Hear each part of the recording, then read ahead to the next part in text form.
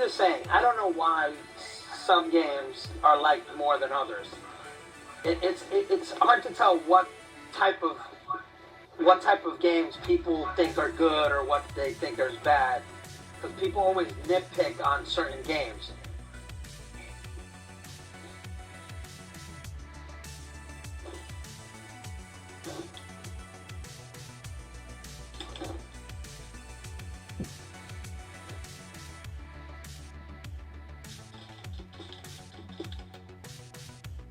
And you bum rushed me.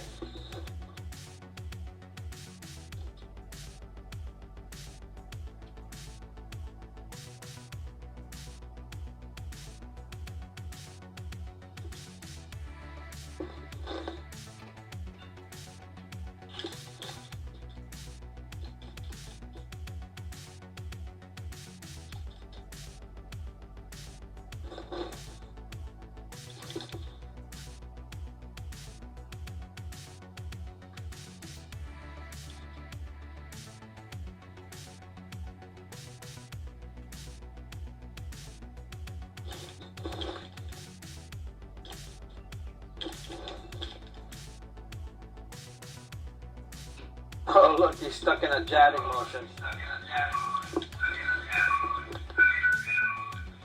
Oh, I'm trying to get out of the way. Okay, go for it.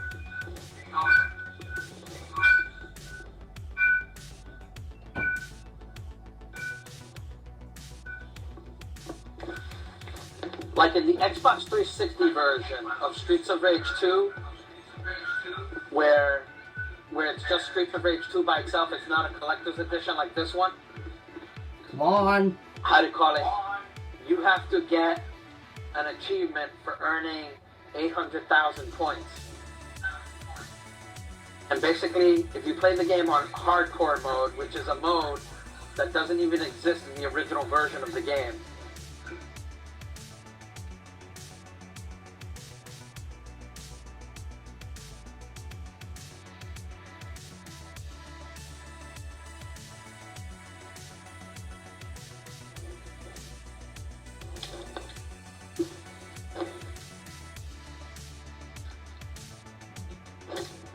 you know, I was thinking of going on to my my S0ul 2 fan club and promoting your YouTube video with the videos we did together for S0ul 1 and 2. You know, tell them, watch the videos I did based on S0ul 2, learn what I already know.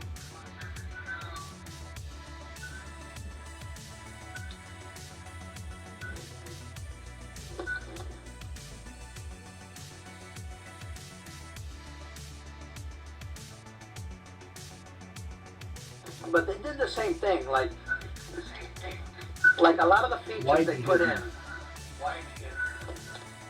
I didn't hit you.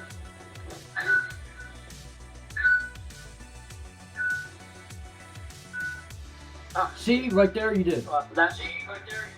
Yeah, you got in my way there. I was trying to go for an apple too, you know.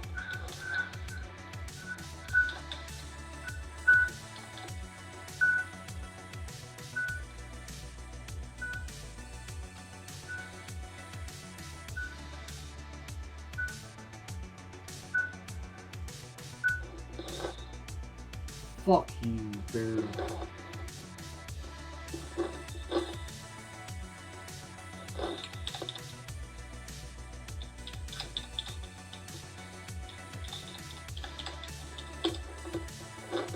I hope you come up with good thumbnails for these 4 videos.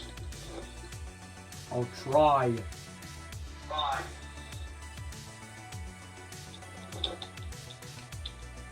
Oh, sorry, I was gonna toss it back there.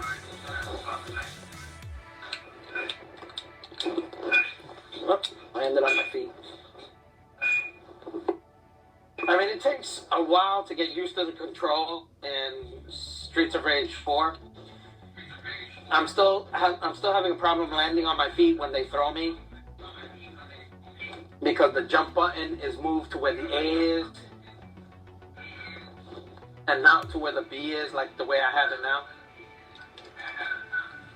I mean, I could switch the buttons around, but then but then I'd get my pickup button confused.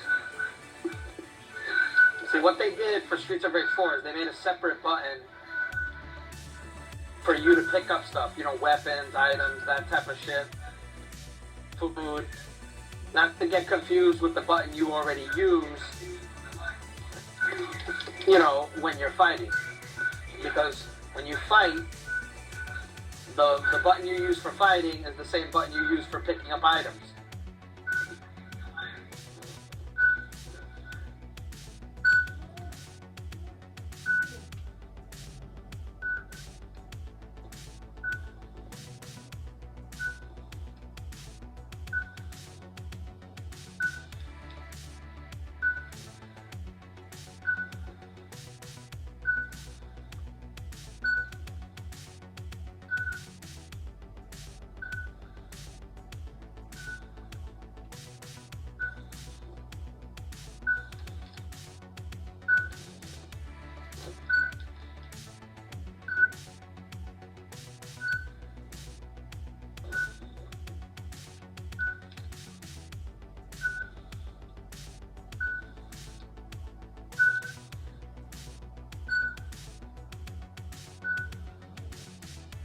Oh, fuck, not this guy.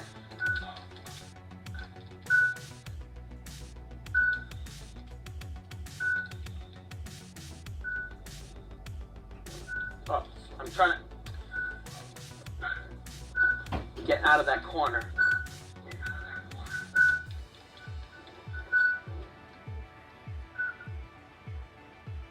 And I'm down.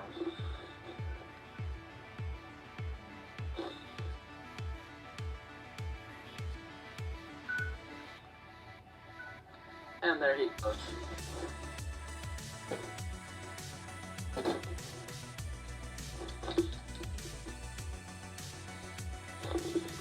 Here's a fun fact that's something you probably didn't know unless you saw it on a YouTube video. Like, they give you tasers in Streets of Rage 4. And if you take the taser and you tase an arcade machine, you get to fight some of the bosses in Streets of Rage 2. Including this level, where you fight Shiva and Mr. X from Part 2. Which is kind of weird, because you could pick Shiva from Part 3 and have him fight the Shiva from Part 2.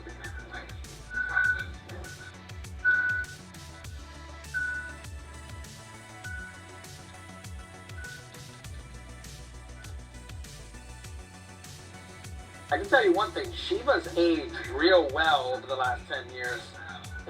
Because, like, the Streets of Rage 4 takes place 10 years after Streets of Rage 3. Even though the fucking game came out, like, 26 years ago in real life.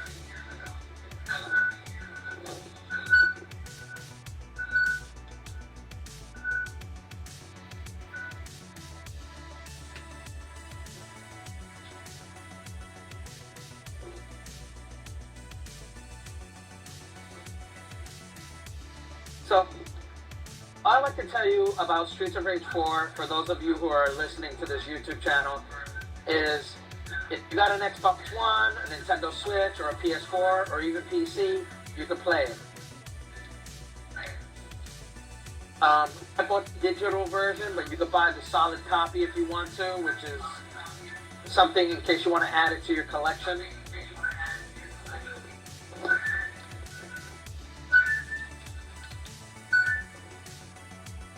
It has special features like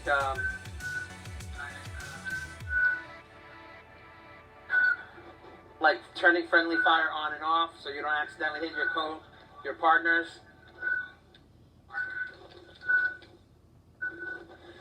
You can tell they got that feature from certain other games too, though. I mean, even old Nintendo games had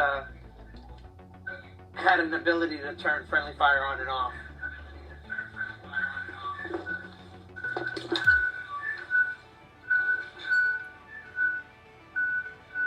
Got him! Oh, you got him.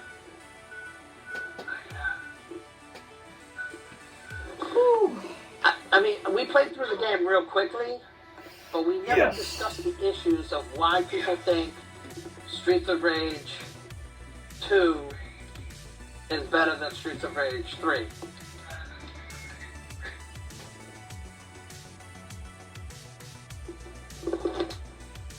I mean, I like Streets of Rage 2, but I like Streets of Rage 3 better.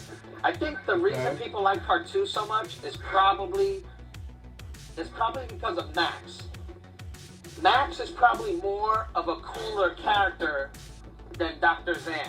Okay. But Dr. Zan was pretty much a badass. Dr. Zan was pretty much a badass character too, though. I mean, he was a cyborg for fucking Christ's sake, and half the people you fought in the game were fucking robots or people pretending to be robots. Yeah. Yeah. And that's an issue not many people discuss for Streets of Rage 3 compared to Part 2. I mean, you do fight robots in Part 2, but you only fight like maybe 3 or 4 of them throughout the whole game, even though you fucking invade a factory where they're all being built. It does remind me of a level, of one of the levels you fight in the arcade version of X-Men. But then again, pretty much everybody you fight in X-Men was mostly a robot, except for the bosses and some other enemies. Too bad you never got a copy of that game and did a YouTube video about that one, even though I offered you my...